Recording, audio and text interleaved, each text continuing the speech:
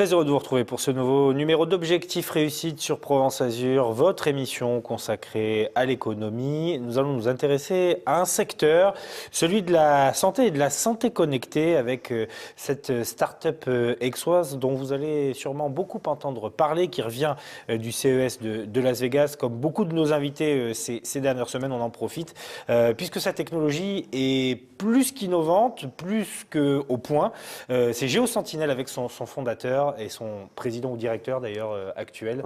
Président William Daumas, bienvenue. Bonjour, merci. Merci à vous d'avoir accepté cette invitation. Alors vous, en fait, ce que vous faites, ce sont des objets connectés dans le secteur de la santé, notamment pour alerter les dents, la société de services qui s'occupe du senior en cas de chute, en cas de problème de santé. Alors on va détailler avec vous tous les détails de cette technologie, mais c'est ça en fait votre secteur, c'est un secteur qui est porteur en plus en ce moment, celui de la santé connectée. Alors aujourd'hui, on sait que le marché de la personne dépendante est en forte croissance, puisqu'en fait on a eu le baby boom et maintenant le papy boom. Donc en fait, toutes les personnes qui en forte croissance à l'époque d'après la guerre, ont eu des enfants aujourd'hui, ils ont 70 ans. Et on va se retrouver très bientôt en 2040 avec 30 millions de personnes de plus de 60 ans. Donc l'État a bien compris qu'on avait une problématique en termes d'assistance et d'aide aux personnes dépendantes, oui, ou en tout cas aux personnes âgées. On va de plus en plus sur un monde du maintien à domicile. On n'a pas envie non plus de cloîtrer les gens et les empêcher de sortir ou d'être protégés, en tout cas quand ils sont en extérieur. Notre produit aujourd'hui est un petit peu en avance, puisque nous, on arrive à protéger les gens quand ils sortent de chez eux. Il existe énormément de concurrents sur le marché aujourd'hui qui font des produits d'assistance aux personnes dépendantes ou aux personnes âgées tout simplement, ou en maintien à domicile, ou dans les EHPAD ou les hôpitaux.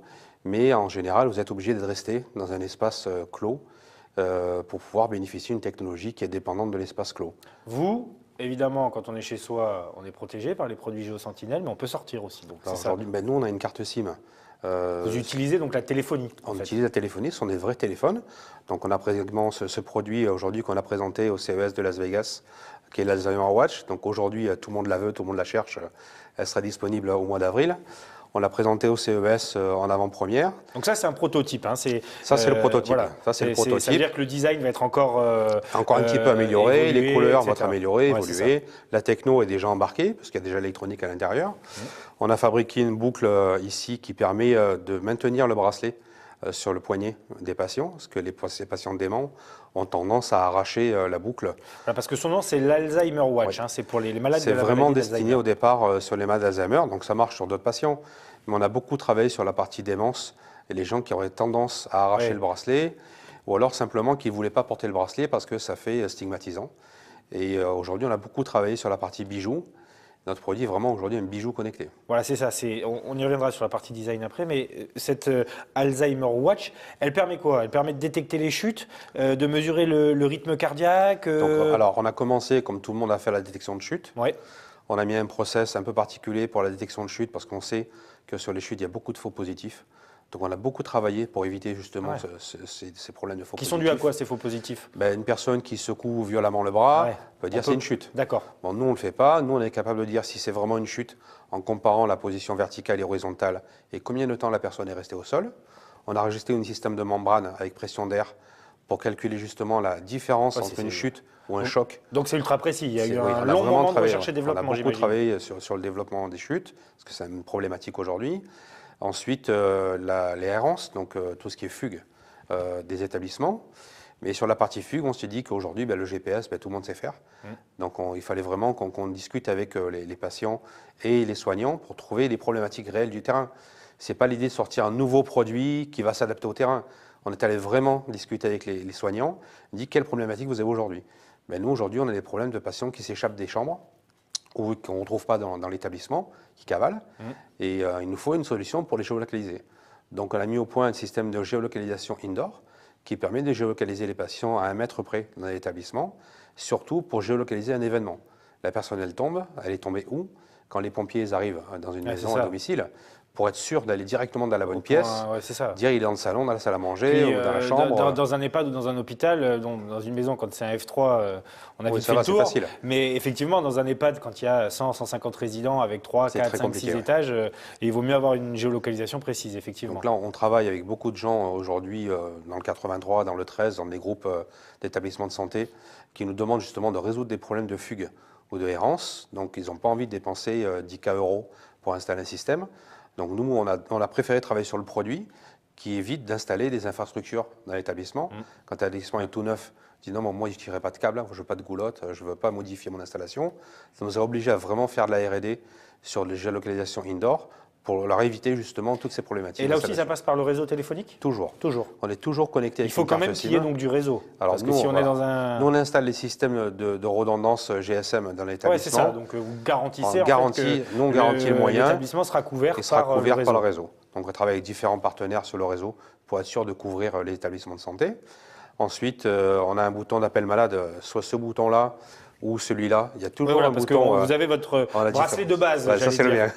Donc c'est un produit qu'on commercialise déjà aujourd'hui, où il y a un bouton d'appel malade. C'est un bouton de téléphonie qui permet d'appeler un soignant ou un aidant pour qu'il puisse venir en aide à la personne qui en a besoin, surtout de discuter, parce qu'aujourd'hui, on fait un petit peu de RSE, on essaie d'améliorer le confort des travailleurs dans les milieux comme ça, médicaux, dans les EHPAD où on sait qu'il y a de vraies problématiques Donc aujourd'hui. l'idée, ça peut être aussi de donner une assistance d'urgence, j'allais dire téléphonique. Si un patient se sent mal, il peut appeler et dire là, j'ai l'impression que ça ne va pas. C'est ça. Et il peut y avoir un premier diagnostic C'est ça, avant c'est ça. un éventuel drame. C'est ça. Aujourd'hui, on sait que les personnes qui ont 80 ans, qui approchent l'Alzheimer, peut-être pas toujours Alzheimer, mais des personnes qui n'ont pas l'habitude d'utiliser un téléphone, c'est très compliqué.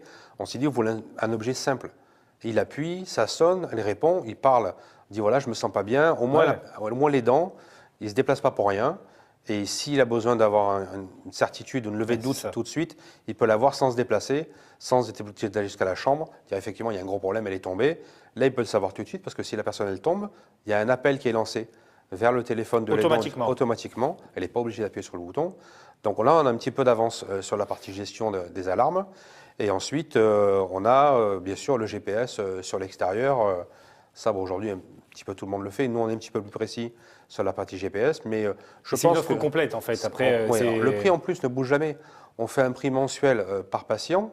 Et quel que soit le produit que l'établissement ou le service de maintien à domicile va choisir, il ne bougera jamais. Donc, pour c'est eux, combien à peu près le tarif pour, admettons, un bracelet? C'est toujours 29 €, quel que soit le bracelet, par mois. Oui, c'est comme un abonnement téléphonique. Hein. C'est ça. Donc, qu'on fournisse un bracelet haut de gamme, style Apple Watch, pour ne pas les citer, en fait, tout le monde va comprendre de quoi je parle, une montre Android assez haut de gamme pour les personnes qui sont autonomes, qu'on fournisse l'Alzheimer Watch, qu'on fournisse un bracelet plus simple, ça sera toujours 29 €. Nous, on fournit le produit, la carte SIM, le service, l'application mobile, toute la sécurité de la plateforme derrière. Alors une question, là on a parlé d'Alzheimer, on a parlé évidemment de l'urgence, mais est-ce qu'on peut imaginer que sur les patients cardiaques par exemple, votre technologie puisse mesurer en temps réel la fréquence du rythme cardiaque, soit pendant la pratique d'un exercice ou simplement dans la vie courante, et puisse alerter au moins le patient, voir les dents s'il y a un souci cardiaque? Alors effectivement, c'est un petit peu ce qu'on a présenté au CES. Au CES à Las Vegas, on est allé présenter une plateforme de santé qui vient ajouter un point fort à notre solution aujourd'hui. On est capable, avec tous nos produits, de faire de la remontée de constante de santé, rythme cardiaque, oxygène dans le sang et la tension jusqu'à aujourd'hui. On est en train de travailler sur la partie diabète parce qu'il y a un vrai besoin. Aussi. Ah oui. Aujourd'hui, il y a 450 millions de diabétiques dans le monde. Il y en aura 650 millions en 2050. Donc on a une vraie problématique. On ne se substitue pas aux médecins. Nous, on est là juste pour faire de la remontée de constante. Le médecin derrière va interpréter les remontées. On travaille aussi sur de l'IA aujourd'hui avec Oranova, avec Odecant, des gens qui nous aident. Donc l'IA, c'est l'intelligence artificielle. C'est l'intelligence artificielle qui vont nous aider à interpréter ces données. Il existe des patterns aujourd'hui, des marqueurs. En croisant les données, on est capable de dire, par exemple, qu'il y a une incubation de la grippe. Ou après, aujourd'hui, sur l'IA, on est capable vraiment d'aller très loin. Et des marqueurs existent surtout, on n'a pas besoin de les inventer. Donc ça veut dire que dans quelques années, et quand je dis quelques années, c'est assez proche, on pourra avoir une montre, un bracelet esthétique qui finalement va être un peu notre médecin portable. Alors pas médecin, non. C'est un mauvais exemple. Vous avez dit. Jamais le Non, médecin, mais ça peut servir pas de garde-fou, mais en tout cas de vigie, de Moi, surveillance. Je pense qu'on y va déjà. Il y a plein de concurrents aujourd'hui sur le marché qui font déjà des remontées de constantes, mais pas avec du GSM. Ouais. Il n'y a pas de plateforme santé derrière, on n'a pas de portail, on n'a pas d'appli, il n'y a pas de service avec le médecin. Mais je pense que dans moins de 5 ans, ça pourra rentrer dans les mœurs. Je pense que ça sera démocratisé et qu'on pourra proposer aux patients en ambulatoire, par exemple, ou post-oncologie, post-opération, de proposer un bracelet à celui qui vient de se faire opérer, et dire on évite de le garder à l'hôpital pour lui prendre sa tension ou son rythme cardiaque ou l'oxygène ou des constantes en général, mais vous pouvez rentrer chez vous, mais à condition que vous portiez un bracelet qui sera relié avec son médecin. Je pense que l'avenir à très court terme, c'est ça. Nous, on a commencé à y mettre un pied. Là, on va rentrer en études cliniques sur 7 établissements sur PACA, déjà pour mettre en test la partie pertinence des datas qu'on remonte, parce que nous, juste jamais on substituera au médecin. On dit voilà, on a des outils, nous on dit que ça fonctionne, mais les premiers qui doivent confirmer que ça fonctionne sont les médecins, qu'on puisse les évaluer. Jamais rien sans eux. Jamais. Alors, on va revenir sur l'histoire de GeoSentinel et sur la raison pour laquelle vous vous êtes lancé dans cette aventure. C'est une raison très personnelle. On va en parler juste après, parce que dans votre famille, voilà, il y a un cas qui vous a préoccupé, qui vous préoccupe d'ailleurs toujours, et qui vous a incité finalement à travailler sur cette piste. Mais d'abord, un mot donc, du CES de Las Vegas, la grand-messe de la nouvelle techno. Alors moi, j'avais jamais vu ça. C'est ce que vous m'avez apporté là en arrivant. Vous êtes allé au CES avec une plaquette pour présenter votre technologie, une plaquette vidéo. Alors peut-être que c'est moi qui suis ringard, mais j'avais jamais vu ça. Elle est là avec moi. Alors voilà, on vous donne en fait ce petit cahier. Ouais, ça s'appelle un V-Book. Voilà, et puis vous ouvrez, voilà, hop, et là, je la déclenche. Vous avez normalement la vidéo. Oui. Voilà, la présentation de la technologie. Je trouvais ça super parce que j'imagine que là-bas, évidemment, il fallait vraiment avoir un support on fait carton avec ça. Donc ça a ouvert les yeux de tout le monde, ils n'ont pas compris d'où ça sortait. Et vraiment, je l'ai gardé secret jusqu'au dernier moment. Et tous les collègues qui étaient avec moi sur le stand de l'Eureka Park ont découvert ça. Ils me disent « Pourquoi tu ne l'as pas dit ?» Parce que je voulais vraiment faire l'effet « waouh ».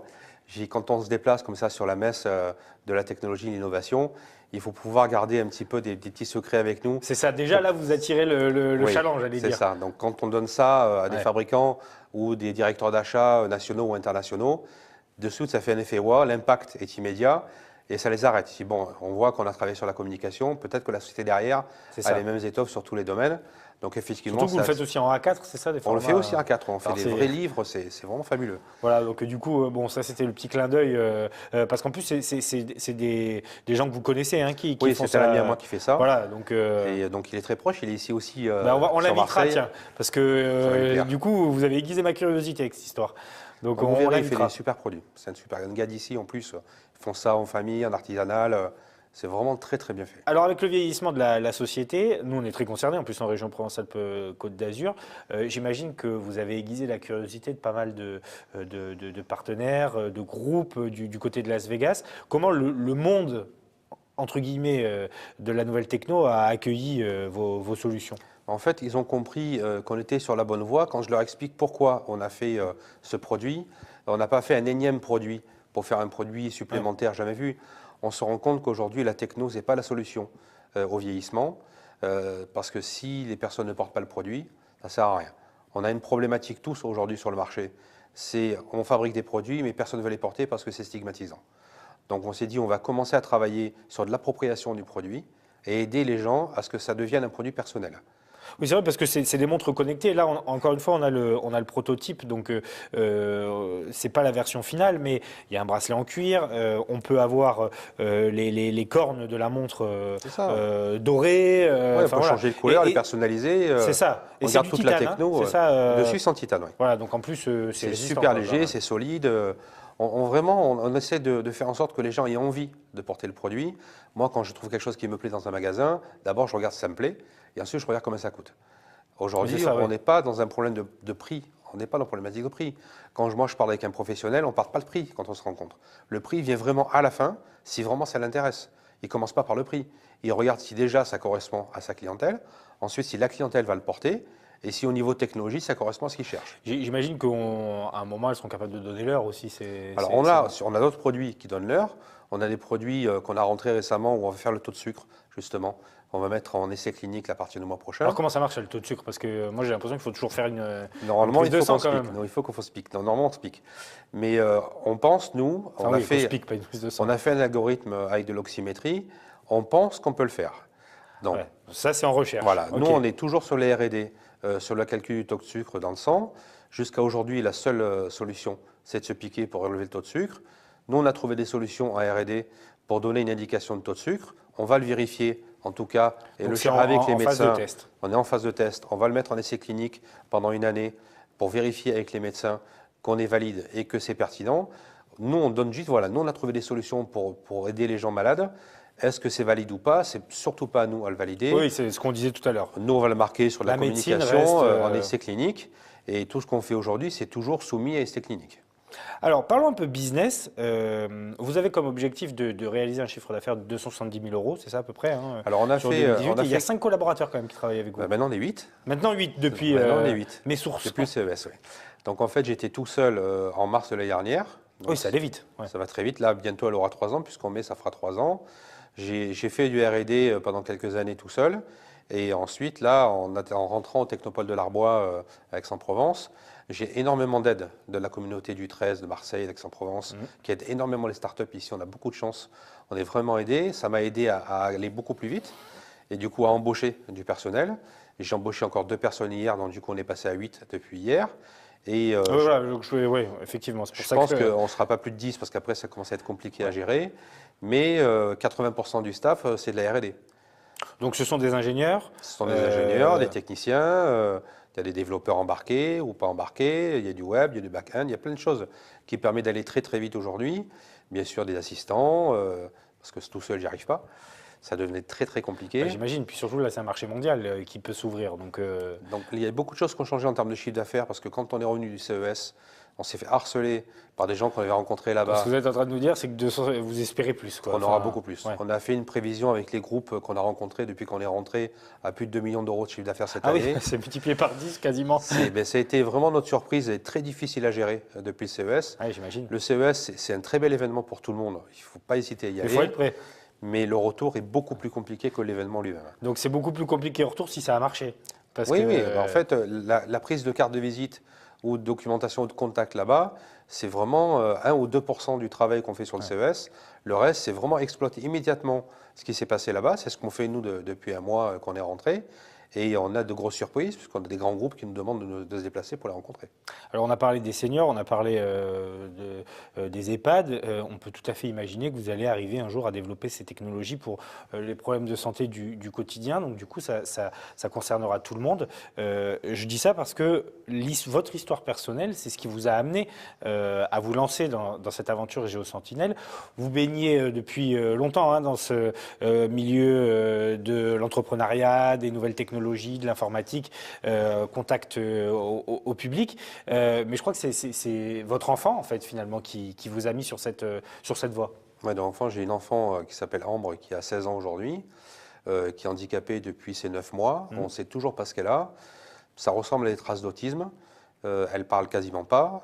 Elle comprend 100% ce qu'on dit. Donc déjà, il y a un vrai échange, une vie qui est beaucoup plus facile qu'avec un enfant qui ne comprendrait pas en plus ce qu'on dit. Donc voilà, dans ce cas-là, je parle parce qu'on connaît ces problèmes-là, on peut aussi l'appliquer aux adolescents, aux enfants qui ont ce type de maladie, comme l'autisme. Donc elle est incapable de vous dire d'où elle vient et où elle va.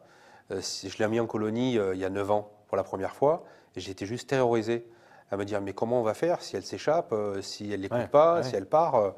Donc j'ai commencé à faire des recherches en Asie pour trouver des produits faciles à lui installer, à lui cacher, pour pas qu'elle les jette, qu'elle les casse. Donc ça fait à peu près 9 ans maintenant que je travaille pour elle. Et il y a 2 ans, je me suis dit, un peu plus de 2 ans, je me suis dit, tout ce que je fais pour elle, finalement, ça marche pour plein de monde. Et il a fallu vraiment que j'aille à la rencontre des CCAS, discuter sur les foyers de logement. Donc ça m'a pris énormément de temps pour comprendre ce qui se passait, à peu près 2 ans. Et au bout de 2 ans, j'ai dit, bon, maintenant, je pense que je sais ce qu'il faut faire. On n'a jamais la science infuse.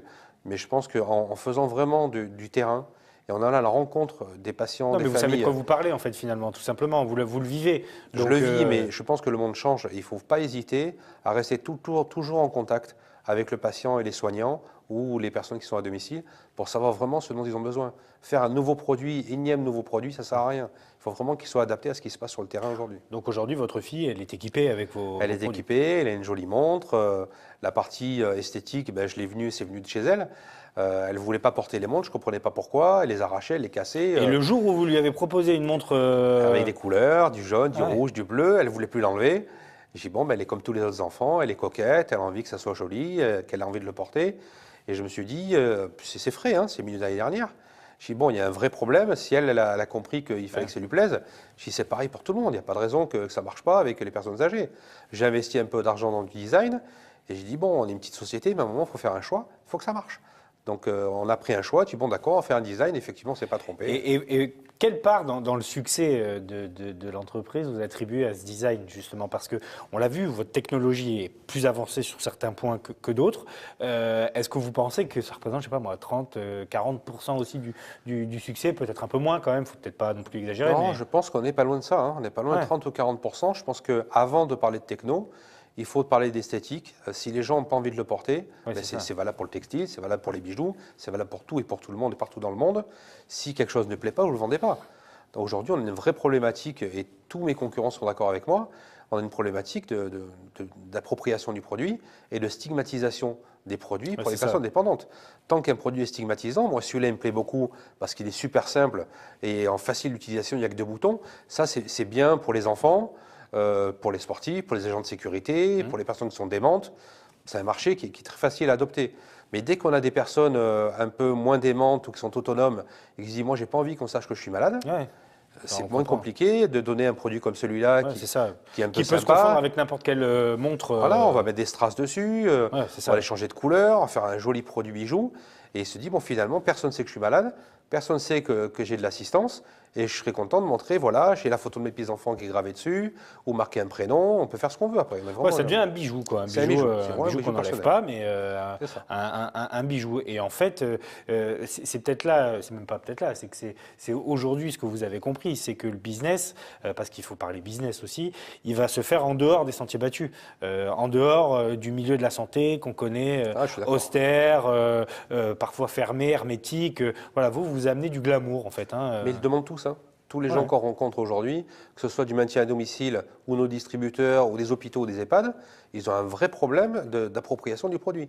Donc ils cherchent désespérément des produits un peu sexy, un peu c'est sympas à ça. porter, pour que les gens aient déjà envie de le porter. Après, la techno, ça vient vraiment après. Je dis, OK, c'est sympa, mais qu'est-ce que ça fait?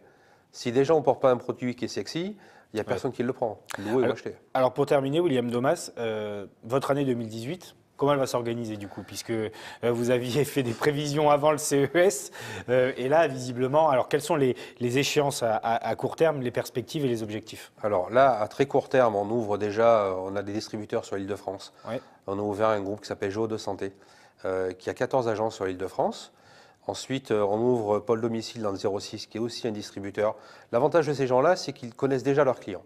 Ils travaillent déjà avec des hôpitaux, ils travaillent déjà avec des Ouais, EHPAD. donc là ils ont le... Ils ont le marché, il est déjà ouvert pour eux. Ce qui est plus difficile sur une entreprise en start-up, c'est d'aller taper à un hôpital qui ne nous connaît pas, Ouais. qui me dit, mais vous sortez d'où? C'est ça. Ils ont peur. Mais ils du ont coup, vraiment après, peur. bon, c'est fait boule de neige, hein, une fois Après, que... oui, bien sûr. Après, ça s'arrange. Ça commence à s'arranger aujourd'hui. Mais le plus Donc là, difficile, l'idée, c'est ça, c'est de mettre en place ce réseau de distributeurs, c'est ça. de vous faire connaître. Qui vont crédibiliser le produit, c'est la ça. technologie et le nom. Parce qu'en fait, tous les distributeurs sont obligés d'appliquer notre marque qui est déposée aujourd'hui. Et ça va permettre d'aller très très vite sur la conquête du marché, plutôt que d'aller, nous, un par un, aller visiter tous les EHPAD, tous les hôpitaux. La phase 2, c'est la partie essai clinique pour valider toute la partie R&D qu'on est en train de faire aujourd'hui sur la partie santé. Et ensuite, je pense, la partie internationale suite au CES, puisqu'on a des demandes de distribution sur les États-Unis, sur le Mexique, sur l'Argentine, sur le Brésil. Énormément de personnes qui nous contactent en permanence tous les jours avec des demandes de vente ou de location de produits. Je pense que ça, c'est l'étape 2 à partir de mai-juin. On va commencer à s'intéresser au marché international pour épurer tout ce qu'on a fait après le CES. Voilà, et puis c'est comme à chaque fois une belle histoire, une belle réussite avec une vitesse de croissance en plus qui est. Oui, qui c'est est- qui- start-up. Hein. Ouais, non mais c'est ça, c'est le principe, mais c'est toujours bluffant. Et là, bon, vous arrivez là à un moment où on peut parler de pérennité puisque vous avez l'avenir devant vous. Merci beaucoup, William Domas, en tout cas d'avoir accepté cette invitation. Je rappelle donc que vous avez fondé et que vous présidez aujourd'hui aux destinées de Géosentinelle ces produits connectés et glamour pour vous protéger ou en tout cas vous accompagner dans votre protection, notamment si vous êtes senior, malade de la maladie d'Alzheimer. Et puis on l'a vu aussi pour les jeunes, hein, pour les autistes, pour il y en a vraiment un grand public. Ouais. Voilà, puis on peut avoir des problèmes de santé à tout moment dans notre vie et besoin d'une vigilance permanente et discrète. Merci encore d'avoir accepté cette invitation. Je vous rappelle que vous pouvez retrouver cet entretien sur notre site internet, le www.azur-tv.fr. Les réseaux sociaux sont également à votre disposition. Nos pages Facebook et YouTube, ainsi que notre fil Twitter. À la semaine prochaine pour un nouveau rendez-vous d'Objectif Réussite sur Provence Azur.